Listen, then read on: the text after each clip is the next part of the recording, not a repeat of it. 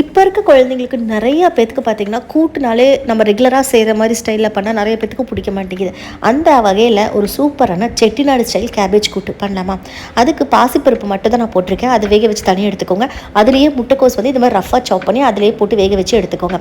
கடாயில் 1 ஸ்பூன் எண்ணெய், சீரகம், பெரிய வெங்காயம் கொஞ்சம், ஒரு தக்காளி, கருவேப்பிலை நல்லா வதக்கினதுக்கப்புறம் கொஞ்சம் உப்பு, மஞ்சத்தூள், கொஞ்சமாக சாம்பார் பொடி மட்டும் தான் போடணும். வேறு எந்த தூளும் கிடையாது.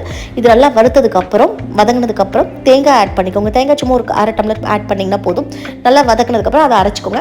வெந்த முட்டைக்கோசு பாசிப்பருப்பு இருக்கு இல்லைங்களா, அதுலேயே அந்த அரைச்சி வச்ச பேஸ்ட்டையும் போட்டு நல்லா கொதிக்க விடுங்க.